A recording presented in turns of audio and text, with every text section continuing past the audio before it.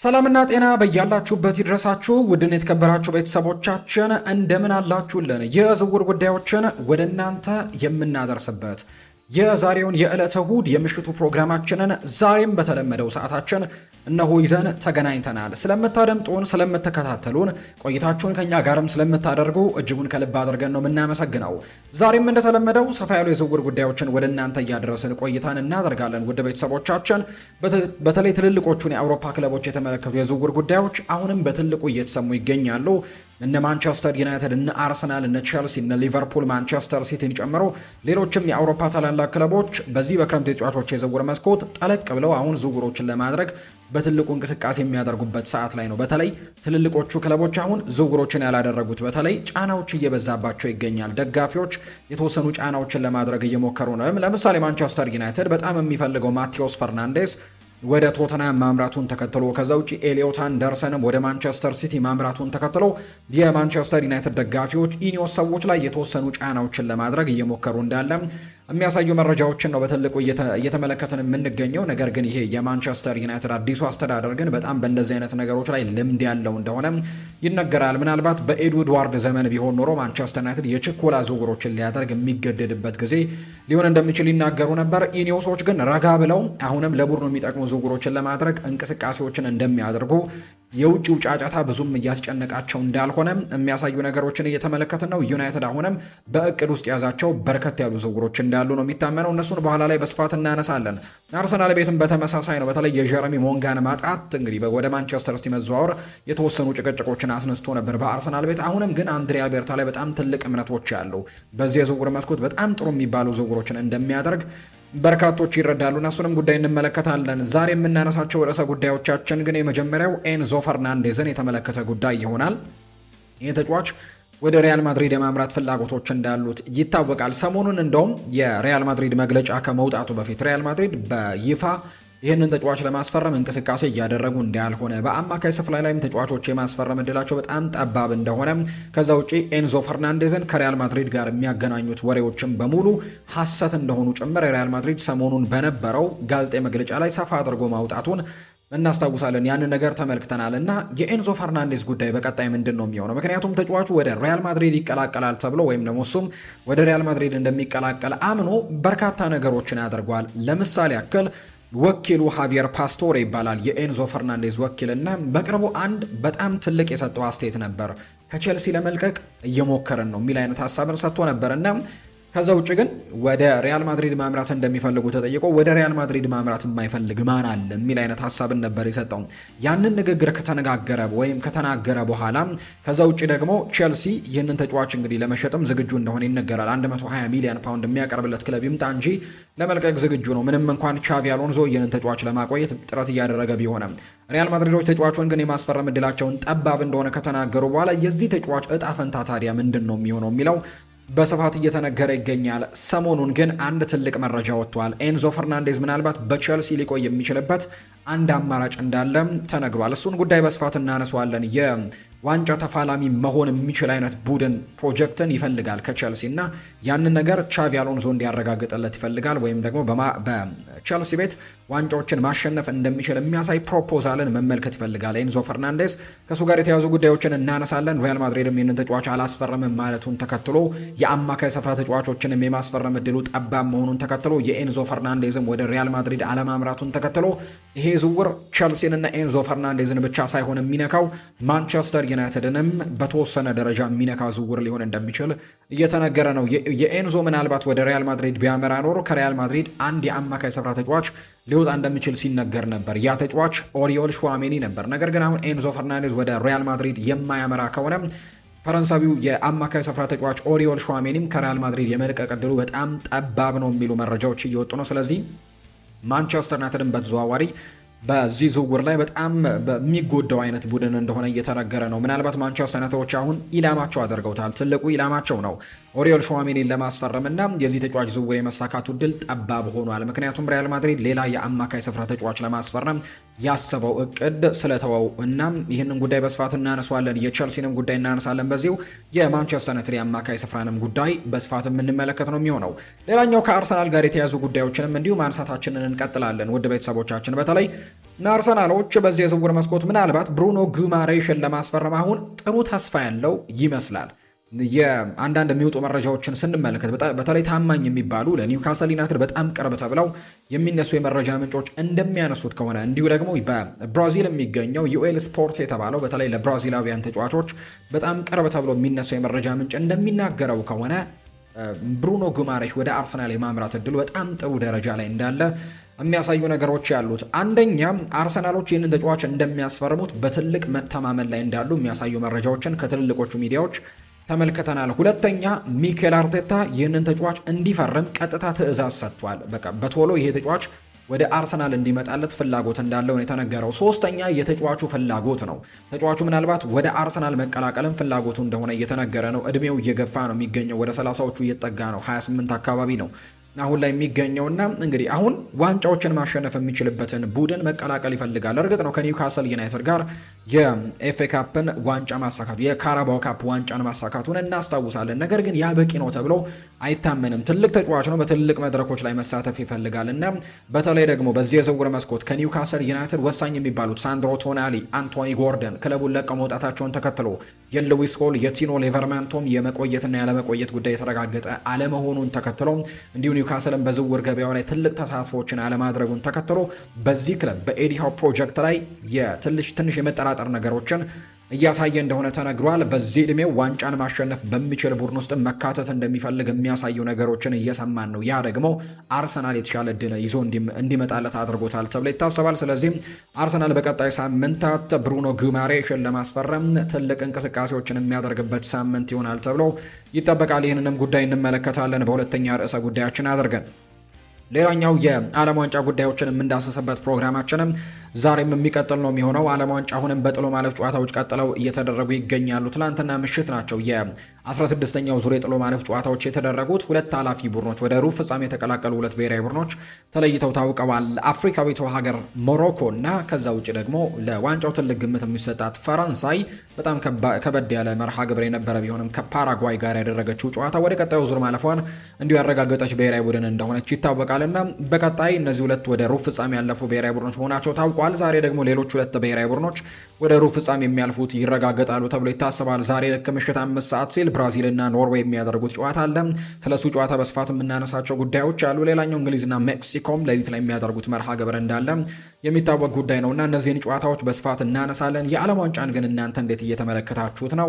በተለይ በከፍተኛ ግብ አስቆጣሪነቱ ላይ ሊዮኔል ሜሲና አሁንም ኬሊያን ምባፔ በጣም ትልቅ ፉክክሮችን እያደረጉ ነው። እርግጥ ነው እንግዲህ ኬሊያን ምባፔም ትላንትና ጎል አስቆጥሮ 7ኛ ጎሉ ሆኖ ተመዝግቦለታል በዚህ ዓለም ዋንጫ ላይ ያስቆጠረው። በአጠቃላይ በዓለም ዋንጫ ደግሞ 19 ግቦችን ማስቆጠር የቻለ ተጫዋች ነው። ሊዮኔል ሜሲም በዚህ ውድድር ላይ 7 ግቦችን ማስቆጠሩን እናስታውሳለን። በአጠቃላይ ደግሞ 20 ግቦችን አስቆጥሯልና የነዚህ ሁለት ተጫዋቾች ፉክክር አሁንም እንደቀጠለ ነው የሚገኘው። በዚህ የዓለም ዋንጫ ግን ማን በከፍተኛ ግብ አስቆጣሪነት ያጠናቅቃል ብላችሁ ግምት ተሰጣላችሁ? ኮሜንት ቦክስ ላይ ሀሳቦቻችሁን ልታጋሩ እንችላላችሁ። ሰሞኑን በነበሩን ፕሮግራሞቻችን ላይ ውድ ቤተሰቦቻችን የሰጣችሁንን ሀሳብ ወደ እናንተ እናደርስ ስለምጽፉልን ግን እጅግ ከልብ አድርገን ነው የምናመሰግነው። የመጀመሪያ ቤተሰባችን ቢታንያ ይርዳው ናት፣ የዘውትር አድማጫችን ናት። ስለምትሳተፍ እጅግ ከልብ አድርገን እናመሰግናለን። ፉአዴም የሞሮኮን ጨዋታ እየተመለከትን አንተን ደግሞ ሰብሰብ ብለን እያደመጥን እንገኛለን፣ በርታለን ስትል ነው ሀሳቧን የሰጠችው። እጅግ ከልብ አድርገን እናመሰግናለን።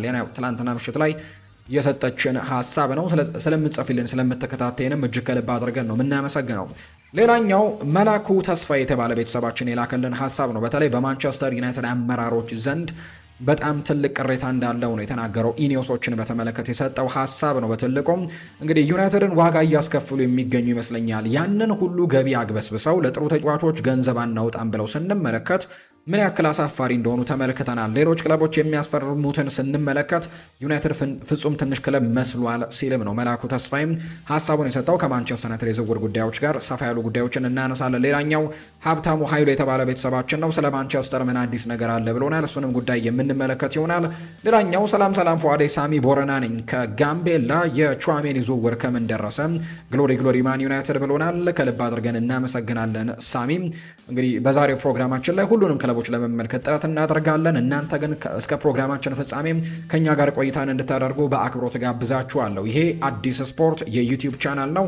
ፏር ባህሩ የዛሬውን ፕሮግራም እየመራው ከእናንተ ጋር ቆይታን አደርጋለሁ ከመላው የስቱዲዮ ባለሙያዎች ጋር በመሆን እናንተም ሀሳብ አስተያየቶቻችሁን ስምና አድራሻችሁን እየጠቀሳችሁ ለእኛ እያጋራችሁ ከኛ ጋር ቆይታን እንድታደርጉ በአክብሮት ጋብዛችኋለሁ። ከመሸጋገሪያ በኋላ በድጋሚ ተመልሰን ስንመጣ በቀጥታ ወደ ዛሬዎቹ ፕሮግራሞቻችን የምናመራ ይሆናል። እስከ ፕሮግራማችን ፍጻሜ ድረስ አብራችሁኝ ቆዩ።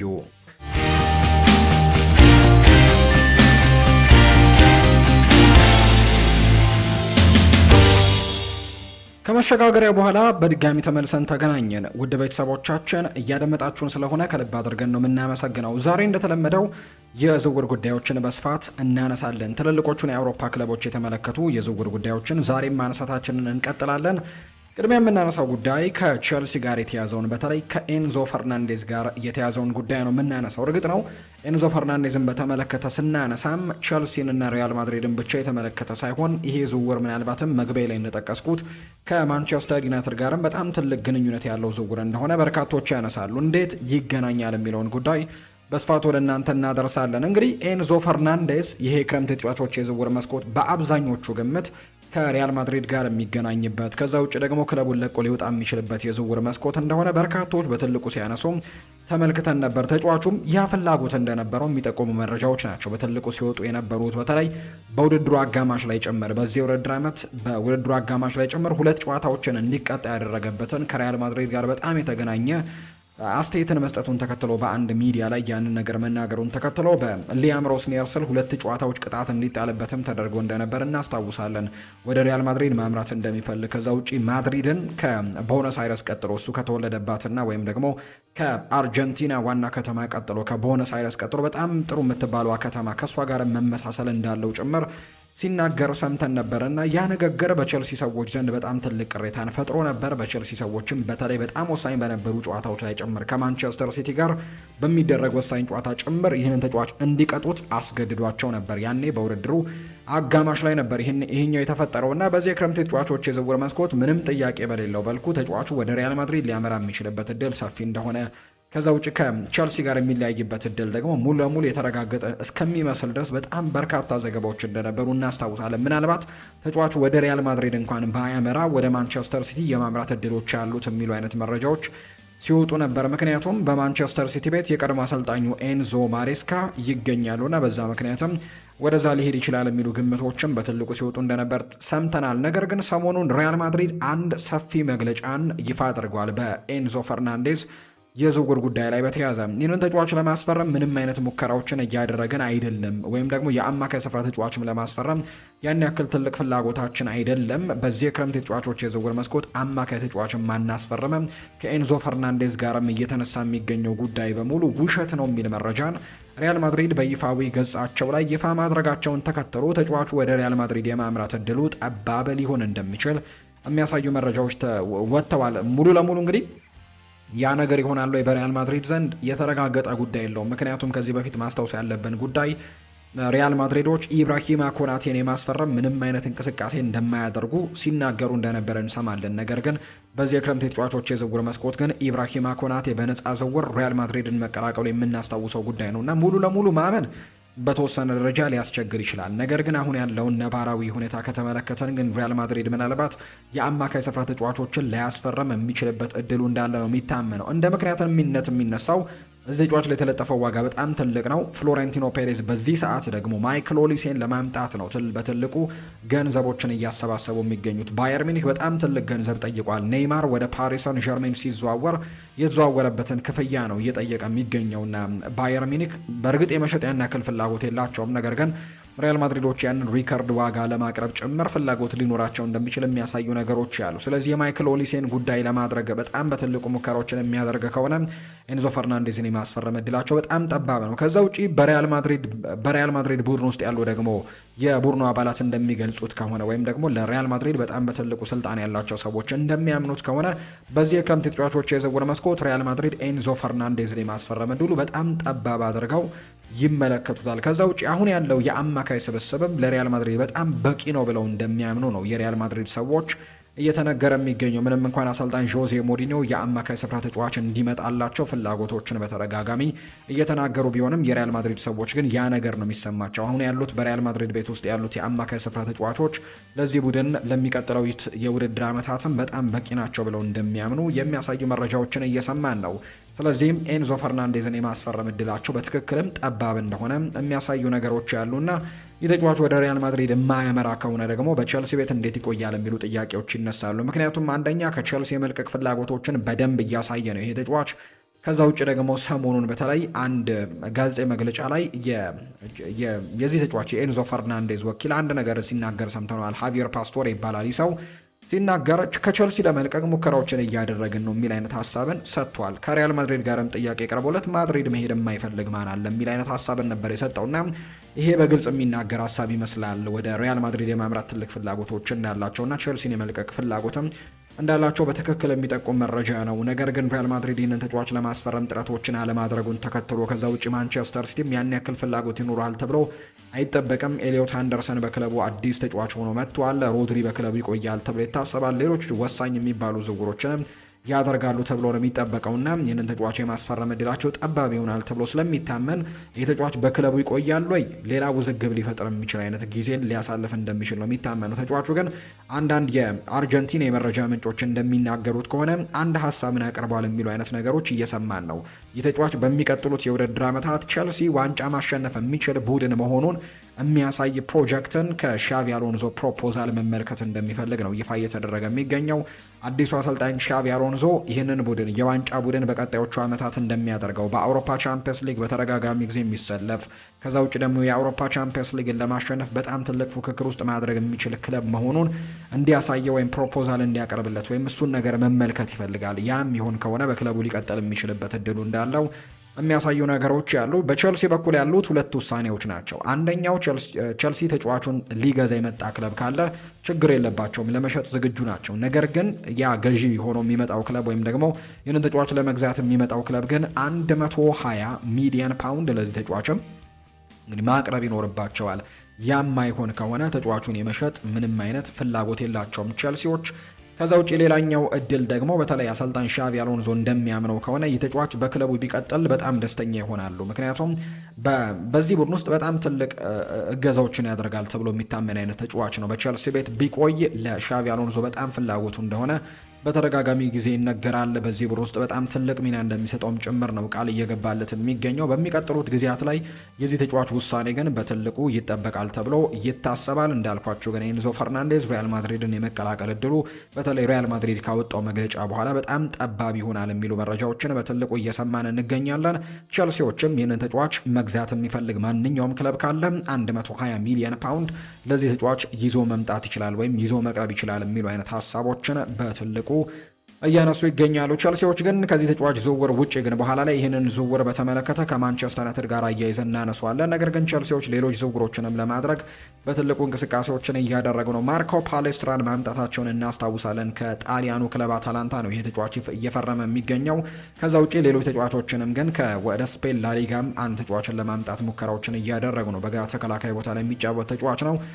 ቼቫሊየር ይባላል ይህ ተጫዋች። ይህንንም ተጫዋች ለማምጣት ሙከራዎችን ቼቫሪያ የሚባለውን ተጫዋች ለማምጣት ሙከራዎችን እያደረጉ እንዳለ እየሰማን እንገኛለን። ቼልሲ በዚህ የዝውውር መስኮት ሌሎች ቦታዎችንም ለማጠናከር ሙከራዎችን ያደርጋል ተብሎ ይታሰባል።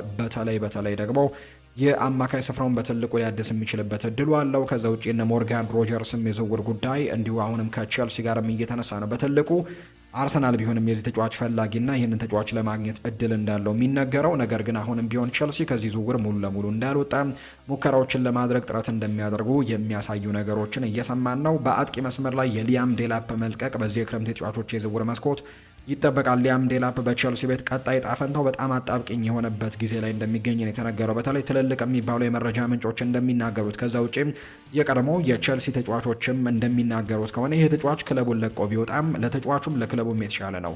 በሚቀጥለው የውድድር ዓመት ይህንን ተጫዋች ይዞ መቀጠል አስቸጋሪ ያደርገዋል። በቻቪ አሎንዞ እቅድ ውስጥም ያለ አይመስለኝም ሲሉ ነው በርካቶች የተናገሩት። ምናልባት በነፃ ዝውውር የሚገኘውን ዱሻን ቭላሆቪችን ሊመለከቱ የሚችሉበት እድሉ አላቸው ተብሏል። ቼልሲዎች በዚህ ጉዳይ ላይ በትልቁ በዝውውሩ ላይ እንቅስቃሴዎችን እያደረጉ እንዳለ እየተመለከትን እንገኛለን። ቀደም ኤንዞ ፈርናንዴዝ ጋር ስናነሳ ይሄ ዝውውር ምናልባት ከማንቸስተር ዩናይትድ ጋርም ሊያያዝ ይችላል ወይም ሊገናኝ ይችላል የሚሉ አይነት ሀሳቦችን ወደ እናንተ አድርሼ ነበር። ይሄኛው ዝውውር የሚገናኘው በተለይ ሪያል ማድሪዶች ኤንዞ ፈርናንዴዝን የማያስፈርሙ ከሆነ እንግዲህ ተጫዋች የማምጣት እድላቸው ወይም የአማካይ ስፍራ ተጫዋች የማምጣት እድላቸው ጠባብ የሚሆን ከሆነ በክለባቸው ያሉ ተጫዋቾችን የመልቀቅ እድላቸውም በዛው ልክ በጣም ጠባብ ይሆናል ተብሎ ይታሰባል። በተለይ አንዳንድ የመረጃ ምንጮች እንደሚናገሩት ከሆነ ሪያል ማድሪዶች ምንም እንኳን እስከ 5 የሚደርሱ ተጫዋቾችን በዝውውር እቅዳቸው ውስጥ አስገብተው ያሉ ቢሆንም ወይም ደግሞ 5 የሚደርሱ ተጫዋቾችን ለማስፈረም በአማካይ ስፍራ ላይ ማለት ነው እቅዶቻቸውን ዝርዝራቸው ውስጥ አስገብተውት ያሉ ቢሆንም ነገር ግን እንዳልኳችሁ ነው የሪያል ማድሪድ ሰዎች አሁንም በክለቡ ያሉ የአማካይ ስፍራ ተጫዋቾች በቂ ነው ብለው ስለሚያምኑ ሌላ ተጫዋች የማምጣት እድላቸው ጠባብ ነው። በዚህ ምክንያት ከክለቡ ይለቃሉ ተብለው የሚጠበቁት እነ ኤድዋርዶ ካማቪንጋ እና ኦሪዮል ሹዋሜኒ የመልቀቅ እድላቸው በጣም ጠባብ ይሆናል ተብሎ ይታመናል። ስለዚህም ኦሪዮል ሹዋሜኒ የማይለቅ ከሆነ ደግሞ ማንቸስተር ዩናይትድ የመጀመሪያ ምርጫውን የማግኘት እድሉ በጣም ጠባብ ይሆናል። ከዚህ በፊት የነበሩት የመጀመሪያ ምርጫዎቹ እነ ኤሊዮት አንደርሰን ወደ ማንቸስተር ሲቲ በትልቅ ገንዘብ ተዘዋውረዋል። ከዛ ውጭ ደግሞ ሌላኛው ማቴዎስ ፈርናንዴስም ወደ ቶተንሃም ያመራበትንም ዝውውር እናስታውሳለን። አሁን ደግሞ ኦሪዮል ሹዋሜኒን የማጣት ትልቅ አደጋ ውስጥ እንደገቡ እየተነገረ ነው። ተጫዋቹም ቢሆን ያን ያክል ከሪያል ማድሪድ የመለየት ፍላጎት የለውም። ምናልባት ተጫዋቹ በሚቀጥለው የውድድር ዓመት በጆዜ ሞሪኒዮ ስር በቋሚነት የመሰለፍ እድሉን የሚያጣ ከሆነ የጨዋታ ደቂቃዎቹ የሚገደቡበት ከሆነ ያንን ነገር ሊያደርግ ሊሞክር እንደሚችል ይነገራል። ካልሆነ ግን ይህንን ክለብ ለቆ የመውጣት ያን ያክል ምልክቶችን ወይም ፍላጎቶችን እያሳየ እንዳልሆነ ነው እየተገለጸ የሚገኘው። በሪያል ማድሪድ መቀጠልን ምርጫው ያደርጋል። ከዛ ውጭ በማንቸስተር ዩናይትድ ቤትም ይሄኛው ተጫዋች ደሞዙ በጣም ከፍተኛ እንደሆነ ስጋቶች አሉ። ከዛ ውጭ ሌላኛው ጉዳይ ደግሞ የዝውውሩ ገንዘብን በጣም ከፍተኛ ይሆናል የሚል ስጋቶች አሉ እና ኢኒዮሶች ይህንንም ዝውውር የሚያጡት ከሆነ በጣም ትልቅ ሪስክ ውስጥ ሊገቡ የሚችሉበት በጣም ትልቅ ተቃውሞች ሊነሱ የሚችሉበት እድሉ እንዳለ እየተነገረ ነው። ምክንያቱም በኤሊዮት አንደርሰን እና በተለይ በማቴዎስ ፈርናንዴዝ ዝውውር በቶተንሃም መበለጣቸው በጣም የማንቸስተር ዩናይትድ ደጋፊዎችን ያበሳጨ ጉዳይ ሆኗል። እንዴት ማንቸስተር ዩናይትድ እንዴት ይሄ ትልቅ ቡድን ለማቴዎስ ፈርናንዴዝ በተለይ በትልቁ ለሚፈልገው ተጫዋች 85 ሚሊዮን ፓውንዶችን ለማቅረብ እንዴት ተሳነው የሚል አይነት ሀሳብን እያነሱ ይገኛሉ። የኢኒዮስ ሰዎች ግን አሁንም ዝውውሮችን በጣም በጥንቃቄ ለቡድኑ በጣም በሚጠቅም መልኩ ለማድረግ ሙከራዎችን እያደረጉ ነው። እርግጥ ነው የኤድዋርድ ወርድ ከወጣ በኋላ ወይም ደግሞ ማንቸስተር ዩናይትድ ከዘመነ ኤድዋርድ ከተለያየ በኋላ እና ኢኒዮሶች ከመጡ በኋላ ያደረጓቸው ዝውውሮች በጣም የተጠኑባቸው በጣም ውጤታማ የሆኑ ዝውውሮችን እንዳደረጉ እየተመለከተ ነው። ባለፈው የዝውውር መስኮት ነው በትልቁ የተመለከተ ነው የነ ማቴዎስ ኩኛ የነ ቤንጃሚን ሼስኮ እና የነ ብሪያን ኤምቤሞ ከዛ ውጪ ሌሎችም የግብ ጠባቂ ሴኔ ላሜንስንም ዝውውር እናስታውሳለን። እነዚህ ዝውውሮች በማንቸስተር ዩናይትድ ዘንድ በጣም ስኬታማ የነበሩ ዝውውሮች እንደነበር እናስታውሳለን እና ኢኒዮሶች አሁንም እንደዚህ አይነት መንገዶችን ነው መከተል የሚፈልጉት። በጣም ደጋፊው ጫና ቢያሳደረባቸውም እነሱ ግን ከጫናዎች ተላቀው በተለይ በማንቸስተር ሲቲ ቤትም በነበሩበት ጊዜና ኦማር ቤራድ በጣም ጥሩ የሚባሉ ዝውውሮችን ሲያደርጉ እንደነበር እናስታውሳለን እና ያንን መንገድ ነው ዘንድሮም መከተል የሚፈልጉት። ምንም አይነት ችኮላን መቸኮል እንደማይፈልጉና ቀስ ብለው አስበው ተጫዋቾችን መርምረው ተጫዋቾችን ለማምጣት ሙከራዎችን ያደርጋሉ ተብሎ ይታሰባል። እንደተባለው ግን በጣም ወሳኝ የሚባሉና የመጀመሪያ ምርጫዎቻቸው ግን አሁን ከእጃቸው እያመለጡ ይገኛሉ። ኤሊዮት አንደርሰን ወደ ሲቲ ሄዷል። ማቴዎስ ፈርናንዴዝ ቶተንሃምን ተቀላቅሏል። ኦሪዮል ሹዋሜኒ ከክለቡ የመልቀቅ ዕድሉ በጣም ጠባብ ነው እየተባለ ይገኛል። ስለዚህ ወደ ሌሎች አማራጮቻቸው ምናልባት ወደ ሉካስ ንሜች ወነ ፌሊክስ ንሜቻ ከዛ ውጪ ካርሎስ ባሌባን ጉዳይ ምናልባት ሊመለከቱ የሚችሉበት እድሉ ይኖራል ተብሎ ይታሰባል። ምናልባት ግን በትልቁ ቀጣዩ እቅዳቸው ሊሆኑ ይችላሉ ተብሎ የሚታሰቡት የአማካይ ስፍራ ተጫዋቾች ሁለት ናቸው በማንቸስተር ዩናይትድ ቤት። እነዚህም አዩብ ቦአዲ እና አሌክስ ስኮት ሊሆኑ እንደሚችሉ እየተነገረ ነው። በተለይ አሌክስ ስኮት በማንቸስተር ዩናይትድ ዘንድ በጣም በትልቁ የሚፈለግ አይነት ተጫዋች ተደርጎ ሊቆጠር ይችላል ተብሎ ይታመናል። ይህንን ተጫዋች ለማስፈረም ግን በጣም ቀላል ይሆናል ተብሎ አይታሰብም። ምክንያቱም በዝውውሩ ላይ በጣም ትልቅ ተፎካካሪዎች ያሉ፣ ለምሳሌ ያክል ቸልሲ በዚህ ዝውውር ውስጥ እንዳለ ይነገራል። ቸልሲ የዚህ ተጫዋች አድናቂ ነው። ሌላኛው አርሰናል ነው። የዚህ ተጫዋች በጣም በርካታ ጊዜያቶች ፈላጊ እንደሆነ ይነገራል። ምናልባት አርሰናል ለክሪስቲያን ኖርጋርድ ትክክለኛ ተተኪ አድርገው የሚመለከቱት አሌክስ ስኮትን ነው። በፕሪሚየር ሊግ በጣም ልምድ ያለው ተጫዋች ነው። አምና በቦርንመዝ ቤት በጣም ጥሩ ጊዜያቶችን ሲያሳልፍ የነበረ ተጫዋች ነው እና እሱ ሌላኛው ወሳኝ ምርጫቸው ይሆናል ተብሎ ይታሰባል። ስለዚህ ለማንቸስተር ዩናይትድ ዝውውሩን ለማድረግ በጣም ከባድ ያደርገዋል ተብሎ ይታሰባል። ሌላኛው ደግሞ ሊቨርፑል ነው ይህንን ተጫዋች የሚፈልገው። ሊቨርፑል በተለይ ደግሞ ይህንን ዝውውር ለማድረግ ምናልባት ጥሩ እድሎች እንዳላቸው ወይም ጥሩ ነገር በእጃቸው እንዳለ ይታመናል። ምክንያቱም አንዶኒ ኢራኦላ የዚህ ክለብ አሰልጣኝ እንደሆነ ይታወቃል። አንዶኒ ኢራኦላ እንደምናስታውሰው አምና የቦርንመዝ አሰልጣኝ ስለነበር ከተጫዋቹ ጋር በጣም ትልቅ ተግባቦት እንዳለው ይነገራል። ስለዚህ ተጫዋቹን የሚፈልጉት ከሆነ ሊቨርፑሎች ይህንን አሰልጣኝ በመጠቀም ተጫዋቹን የማምጣት ጥሩ እድል ይኖራቸዋል ተብሎ ይታሰባል። ስለዚህ ማንቸስተር ዩናይትድ ይህንንም ተጫዋች ለማስፈረም በጣም ትልቅ ፉክክር ይደረጋል ወይም ደግሞ ይኖርባቸዋል ተብሎ ይጠበቃል። ስኮልስ ግን የማንቸስተር ዩናይትድ የዝውውር ፖሊሲን በተመለከተ በጣም ስጋት እንደገባው ነው የተናገረው። ዩናይትድ በሚቀጥለው ዓመት የአውሮፓ ቻምፒየንስ ሊግ እንደሚሳተፍ የረሳው ይመስለኛል፣ አመራሮቹ ያንን ነገር የረሱት ይመስለኛል እስከ ማለትም ደርሷል ፖል ስኮልስ እና የዩናይትድ የዝውውር ጉዳዮች በጣም እንደዘገዩ ጭምር ነው የሚሰማው። ስለዚህ ቶሎ መፍጠን አለባቸው ሲልም ነው የሚናገረው። ሌላኛው አዩብ ቦአዲ ነው። እሱም እንዳልኳቸው በትልልቅ ክለቦች በጣም በትልቁ የሚፈለግ አይነት ተጫዋች ነው። ነገር ግን በሚቀጥለው የውድድር ዓመት በፕሪሚየር ሊጉ ሙሉ ለሙሉ ሸክሙን የምጥልበት ተጫዋች ነው ወይ ሌላ ጥያቄ የሚያስነሳ ጉዳይ ነው። እርግጥ ነው በፈረንሳይ በጣም ጥሩ ነገሮችን አሳይተዋል። በዘንድሮ የዓለም ዋንጫም በጣም ጥሩ ነገሮችን እያስመለከተ እንደሆነ ይታወቃል። ነገር ግን ዓመቱን ሙሉ በአውሮፓ ቻምፒየንስ ሊግ እና በፕሪሚየር ሊግ በጣም ፈታኝ በሆነው ሊግ ላይ ሙሉ ለሙሉ እሱ ላይ መተማመኖችን አድርጎ እሱ ላይ ብቻ ነገሮች ይጣላሉ ወይ በከባዱ መታሰብ ያለበት ጉዳይ እንደሆነ እየተነገረ ነው። እሱን ጉዳይም በቀጣይ ጊዜያቶች ከማንቸስተር ዩናይትድ ውሳኔዎች ጋር በተያያዘ እነዚህን ጉዳዮች እንመለከታለን ተብሎ ይታሰባል።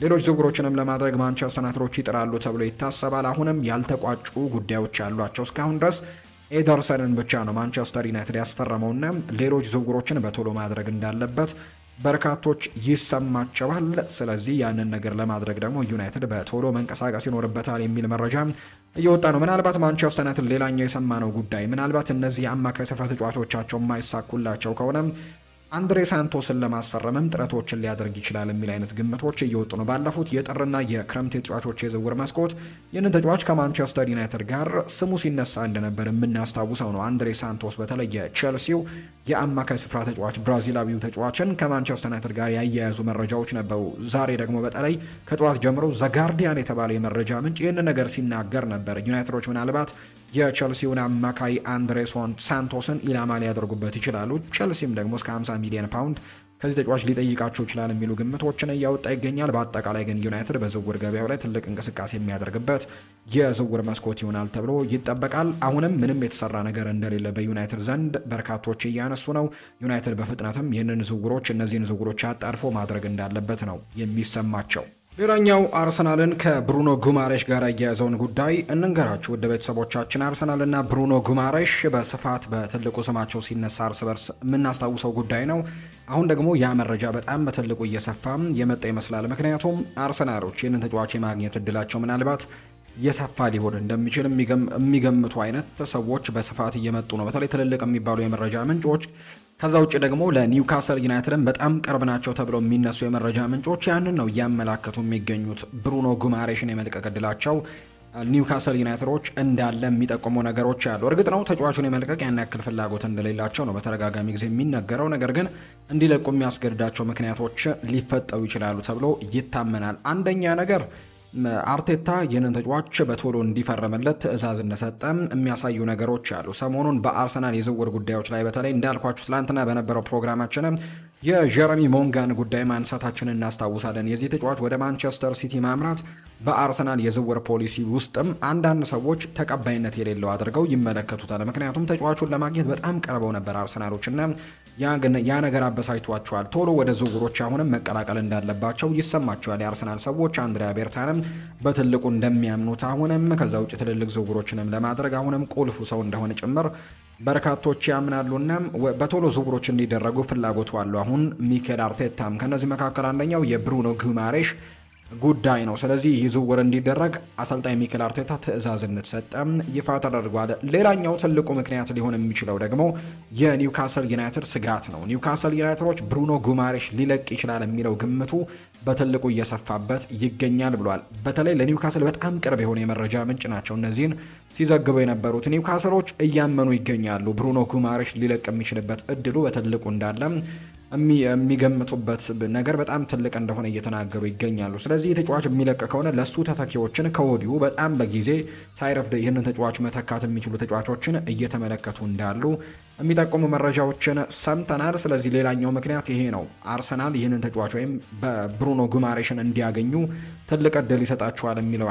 አይነት ሀሳብ እንዲነሳ ያደረገው ኒውካስል ዩናይትድም የዚህን ተጫዋች ተተኪ በጊዜ እየፈለገ መሆኑን ተከትሎ ነው። ሌላኛው ትልቁ ምክንያት የሚነሳው ደግሞ ተጫዋቹም ጥርጣሬ ውስጥ እንደገባ የሚያሳዩ ነገሮች አሉ። አንደኛ እድሜው እየገፋ እየሄደ ስለመሆኑ ወይም ደግሞ ወደ 28 አሁን እንግዲህ ከዚህ በኋላ በጣም በትልቅ ደረጃ ለመጫወት የሚያስችል አይነት አቋሞችን ምናልባት ቶሎ ዝውውሮችን ካላደረገ በስተቀር ከዚህ በኋላ በትልልቅ ክለቦች የመፈለግ እድሉ እየቀነሰ ሊመጣ የሚችልበት ጊዜ ላይ ነው የሚገኘው።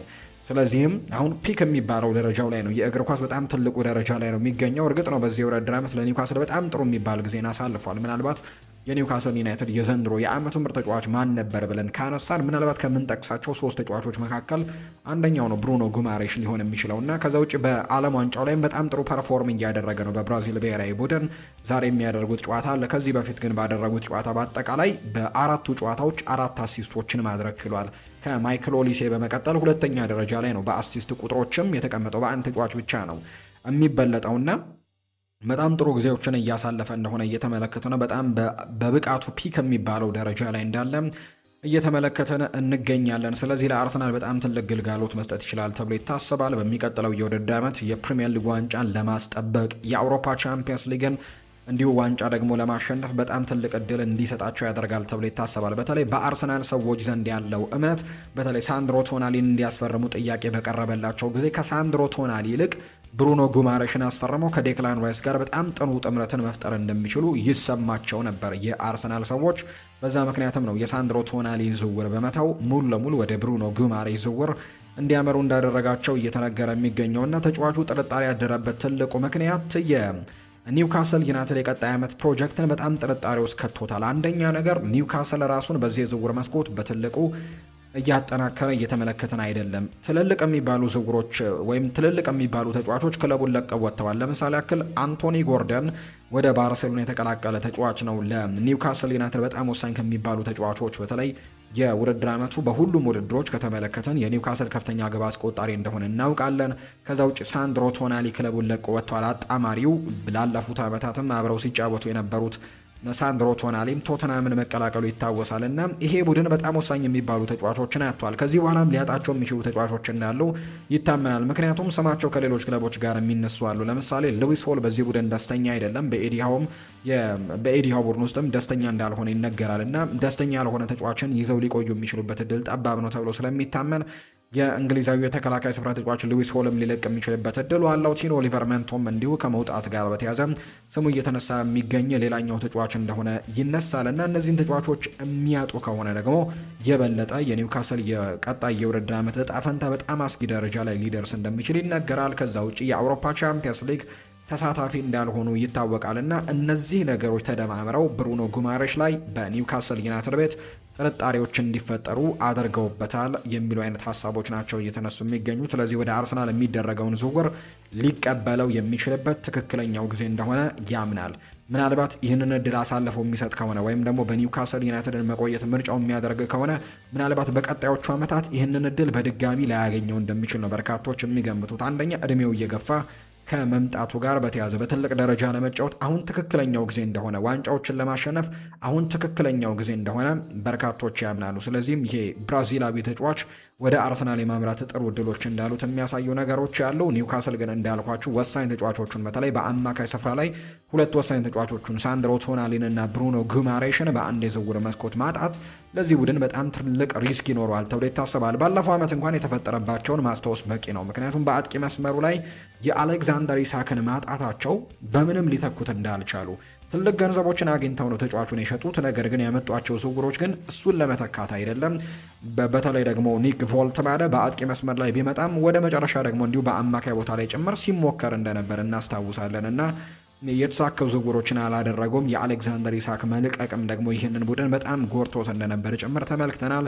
በፕሪሚየር ሊጉ ከወገበታቸው ነው ያጠናቀቁት። በየትኛውም የአውሮፓ ተሳትፎ ደረጃ ላይም ሆነው አላጠናቀቁም። ማምና የአውሮፓ ቻምፒየንስ ሊግ ተሳታፊ እንደነበሩ እናስታውሳለን እና እነዚህ ነገሮች ተደማምረው የኒውካስል ዩናይትድ ፕሮጀክትን የማያምንበት ሰዓት ላይ እንደደረሰም በኤዲሃው የአሰልጣኝ ስርም ደግሞ በሚቀጥለው የውድድር ዓመት ኒውካስል ዩናይትድ በድጋሚ በጣም አስቸጋሪ ጊዜያቶችን ሊያሳልፍ እንደሚችል እየተሰማው እንደሚገኝ ነው የመረጃ ምንጮቹ እየጠቆሙ የሚገኙት። በዚህ ምክንያትም ይህ ተጫዋች ብሩኖ ጉማሬሽ ሊለቅ የሚችልበት እድሉ አለው ተብሏል። አርሰናል ደግሞ ይህንን ተጫዋች ለማስፈረም በጣም ጥሩ እድሎችን ያገኘበት አጋጣሚ እንደሆነ ጭምር የሚያሳዩ መረጃዎችን ነው እየተመለከትን የምንገኘው። ስለዚህ ብሩኖ ጉማሬሽን በሚቀጥለው የውድድር ዓመት በአርሰናል ቤት የመመልከት እድላችን ሰፊ ሊሆን እንደሚችል የሚጠቁሙ መረጃዎችን ነው እየተከታተልን የምንገኘው። በአጠቃላይ ግን አርሰናሎች ከብሩኖ ጉማሬ ዝውውር ውጪ ግን ሌሎች ዝውውሮችንም ለማድረግ በጣም በትልቁ ጥረቶችን ያደርጋል ተብሎ ይታሰባል። በተለይ ደግሞ ትላንትና የተረጋገጠ አንድ መረጃ ወጥቶ እንደነበር ሰምተናል። የክንፍ መስመር ተጫዋቻቸው ሊያንድሮ ትሮሳርድ ከክለቡ ጋር ተለያይቷል ሙሉ ለሙሉ ማለት ባይቻልም፣ ነገር ግን ተጫዋቹም ክለቡም እንዲሁ ከስምምነት ደርሰዋል ከቱርኩ ክለብ ቤሺክታሽ ጋር። ስለዚህ ይህ ተጫዋች ወደ ቱርክ የማምራቱ እድል የተረጋገጠ ጉዳይ የሆነ ነው። በሚቀጥለው የውድድር ዓመት በአርሰናል ቤት አንመለከተውም። ስለዚህ አርሰናል በዛ ቦታ ላይ የግድ ተጫዋቾችን ማስፈረም ይጠበቅባቸዋል። ከዛ ውጭ ግን የጋብሪኤል ማርቲኔሊና የጋብሪኤል ሄሱስንም ሽያጭንም እየተከታተሉ ነው። የተለያዩ ክለቦች ለእነዚህ ሁለት ተጫዋቾች ጥያቄ እያቀረቡ ነው። ስለዚህ ጋብሪኤል ሄሱስንም ጋብሪኤል ማርቲኔሊንም ለመልቀቅ ሙከራዎችን ያደርጋሉ ተብሎ ይታሰባል። በተለይ እነዚህ ሁለት ተጫዋቾች ማርቲኔሊና ትሮሳርድ ክለቡን ለቀው የሚወጡ ከሆነ በዛ ቦታ ላይ የግድ ተጫዋቾችን ማስፈረም አለባቸው። እንግዲህ የሞርጋን ሮጀርስን ዝውውር በተደጋጋሚ እየሰማን እንገኛለን። ከዛ ውጭ ሌሎች ተጫዋቾችም እነ ብራድሊ ባርኮላንም እየሰማን ነው። ለአርሰናል በጣም ትልቁ መልካም የሚባለው ዜና ብራድሊ ባርኮላ በሊቨርፑልና በአርሰናል እንደሚፈለግ ይታወቃል። ነገር ግን ከሁለቱ ምረጥ ብትሉኝ ግን አርሰናልን የተሻለ መርጣለው የሚል አይነት ሀሳብ እንዳለው የቅርቡ ሰዎች ተናግረዋል። አርሰናልን ከሊቨርፑል የተሻለ አድርጎ ይመለከተዋል ወይም ይመርጠዋል ተብሎ እንደሚታመን ነው ዘገባዎች የጠቆሙትና ለአርሰናል ይሄ ምናልባት መልካሙ ዜና ሊሆን ይችላል ተብሎ ይታመናል። ከዛ ውጭ ግን አንዳንድ የጣሊያን የመረጃ ምንጮች እንደሚናገሩት ከሆነ አርሰናል ራፋኤል ሊያውን እንዲያስፈርም ጥያቄ ቀርቦለት ነበር፣ ወይም ደግሞ የተጫዋቹ ወኪል ለአርሰናል ራሱን አቅርቦ ነበር ይህንን ተጫዋች እንዲያስፈርሙት። ነገር ግን ይህንን ተጫዋች የማስፈረም ምንም አይነት ፍላጎት እንደሌላቸውና አርሰናል ወዲያውኑ የዚህን ተጫዋች ዝውውር ውድቅ እንዳደረጉት ነው ይፋ የተደረገው። ከጣሊያኑ ክለብ ኤሲ ሚላን ጋር እንደሚላይ በይፋ መናገሩ እናስታውሳለን። በቅርቡ በአንድ እንግዲህ ሚዲያ ላይ ቀርቦ ይህንን ሀሳብ ተናግሮ ነበር። ከኤሲ ሚላን ጋር የመቀጠል ፍላጎቶች እንደሌሉት፣ ለኤሲ ሚላን ውድቀትም በተደጋጋሚ ጊዜ እሱ ተጠያቂ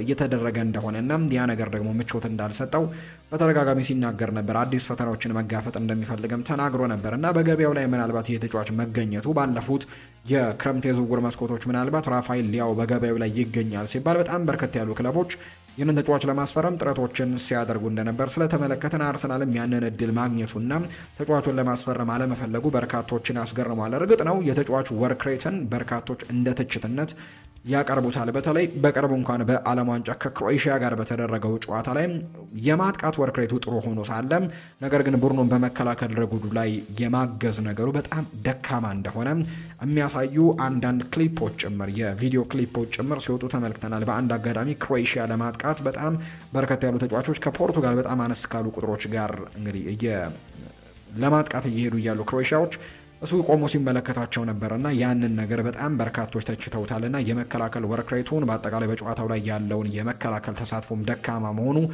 ምናልባት አርሰናሎች ያንን ነገር እንዳይመለከቱ አድርጓቸዋል የሚሉ አይነት ሀሳቦች አሉ። በአጠቃላይ ግን በዚህ ቦታ ላይ ሌሎች ተጫዋቾችን ሊመለከቱ የሚችሉበት እድሉ እንዳለ ይነገራል። የሞርጋን ሮጀርስ የብራድሊ ባርኮላ ጉዳይም በትልቁ የሚነሳ ይሆናል ተብሎ ይታሰባል። በአርሰናል ቤት የዓለም ዋንጫ ጉዳዮችን እንንገራችሁ። ዓለም ዋንጫው አሁንም ሞቅ ደመቅ ብሎ እየቀጠለ እንደሚገኝ ነው እየተመለከተን የምንገኘው። የጥሎ ማለፍ ጨዋታዎች በተለይ የ16ቱ የጥሎ ማለፍ ጨዋታዎችም ትናንትና ምሽቱን ጀምሮ በጣም ትልቅ ፉክክር የነበረባቸው ጨዋታዎችን ተመልክተናል። እርግጥ ነው የሞሮኮና የካናዳ ብሔራዊ ቡድን ጨዋታ ያው በሞሮኮ አሸናፊነት መጠናቀቁን እናስታውሳለን። 3 ጎሎችን አስቆጥራ ነው አፍሪካዊቷ ሀገር ሞሮኮ የውድድሩን አዘጋጆች ከነበሩት መካከል አንደኛዋን ከውድድር ውጪ ያደረገችው የጀሲ ማርሹን ካናዳ ብሔራዊ ቡድንን ትላንትና አሰናብተውታል። ኤዘዲን ኦናሂ ትላንትና 2 ግቦችን ያስቆጠረበት ጨዋታ እንደነበረ እናስታውሳለን። በጣም ቆንጆ የሚባል እግር ኳስን ትላንትና ተመልክተናል። ሞሮኮ በዚህ የዓለም ዋንጫ ላይ እንግዲህ አምና በተለይ የ2022 ላይ አምና ሳይሆን ከ4 ዓመታት በፊት በተደረገው የዓለም ዋንጫ ላይ እስከ 4 ውስጥ ገብተው ስለነበረ አብዛኞቹ ምናልባት እድል ነው የሚሉ አይነት ሀሳቦችን ሲያነሱ እንደነበር እናስታውሳለን። ዘንድሮ ግን ያ ነገር በትክክል ተሰርቶበት የመጣ ውጤት እንደሆነ በደንብ እያሳዩን ይገኛሉ። በእድል የመጣ ውጤት አልነበረም ያኔም።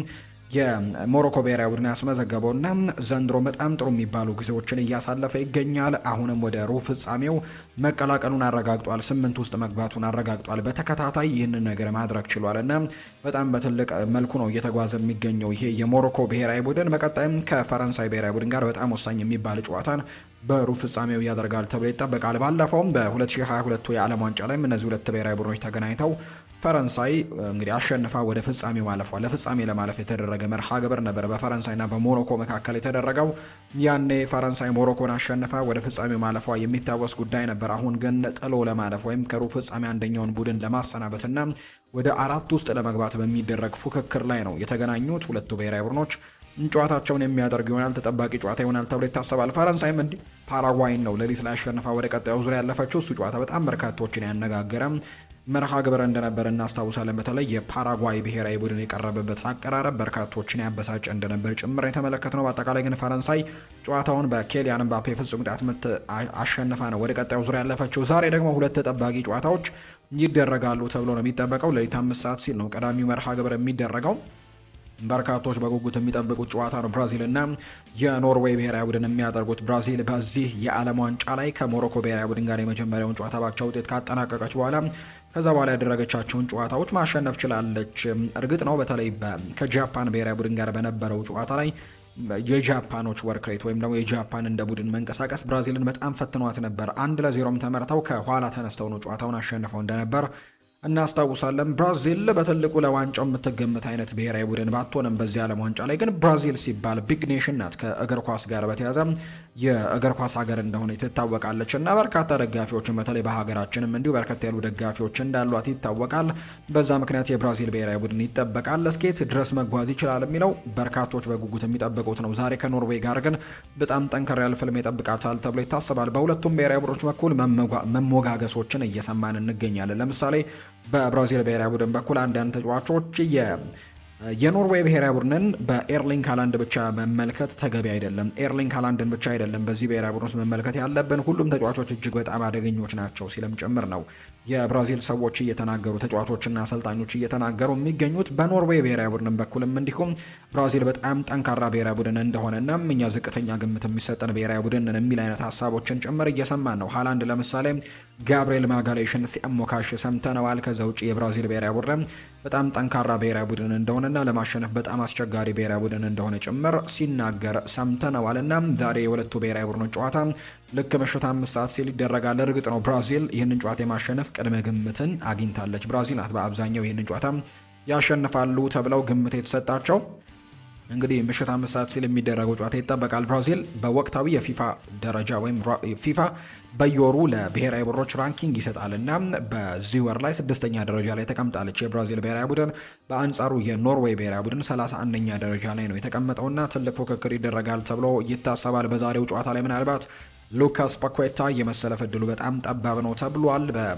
ጃፓን ብሔራዊ ቡድን ጋር ባደረጉት ጨዋታ ላይ በጉዳት ምክንያት ተቀይሮ መውጣቱን እናስታውሳለን። በዚህኛው ጨዋታ ይመለሳል ወይ የሚጠበቀው ጥያቄ ነው። ነገር ግን ላይሰለፍ የሚችልበት እድሉ አለ ተብሎ ይታሰባል። ሌላኛው ራፊኒሃ ነው። ራፊኒሃ በምድቡ የሶስተኛ ጨዋታ ይመስለኛል ከስኮትላንድ ጋር በነበረ ጨዋታ ጉዳት ገጥሞት እንግዲህ ከሜዳ ሲወጣ ተመልክተነው ነበር በመጀመሪያው 45 የጨዋታ ክፍለ ጊዜ እና ከዛ በኋላ ሁለት ጨዋታዎች አልፈውት ነበር። የምድቡ ያው የመጨረሻው ጨዋታና ከጃፓን ብሔራዊ ቡድን ጋር ያደረጉት ጨዋታ ማለት ነው። ያው የምድቡን የመጨረሻ ጨዋታ የተወሰኑ ደቂቃዎችን መጫወቱን እናስታውሳለን። በአጠቃላይ ግን በዛሬው ጨዋታ ላይ ምናልባት ከተቀያሪ ወንበርነት ሊነሳ እንደሚችል ወይም ደግሞ ከተጠባባቂነት ተነስቶ የተወሰኑ ደቂቃዎችን ሊያደርግ እንደሚችል አሰልጣኝ ካርሎ አንቸሎቲ ከዚህ ጨዋታ በፊት በነበራቸው ፕሬስ ኮንፈረንስ ላይ የተወሰኑ ሀሳቦችን ሰጥተዋል። ከራፊኒሃ ጋር በጥሩ መመለስ ላይ እንደሚገኝ የተናገሩት በተለይ ኖርዌይን ጥለው ወደ ቀጣዩ ዙር ማለፋቸውን የሚያረጋግጡ ከሆነ ደግሞ በጣም በመልካም ጤንነት የቀጣዩን ጨዋታ ያደርጋል ተብሎ እንደሚጠበቅ ነው የተነገረው። በብራዚል ብሔራዊ ቡድን በኩል ምናልባት የመሰለፍ እድሎች የሌላቸው እነዚህ ተጫዋቾች ይሆናሉ ተብሎ ይታሰባል። ከዛ ውጭ ግን የኔይማር ጁኒየር በዛሬው ጨዋታ ላይ ምን ያክል ደቂቃዎችን ያገኛል የሚለው በርካቶች የሚጠብቁት ጥያቄ ነው። በተለይ የብራዚል ደጋፊዎች ያንን ነገር ይጠብቁታል። ምክንያቱም ብራዚልም ኔይማርን በዓለም ዋንጫ ላይ መመልከት የበርካቶች ፍላጎት እንደሆነ ስለሚታወቅ ዛሬ ሚትላይፍ ላይ ነው ጨዋታው የሚደረገው። 82566 ደጋፊዎችን ይዛል ተብሎ ይታሰባል። አሜሪካዊ ዳኛ ይህንን ጨዋታ ይመሩታል።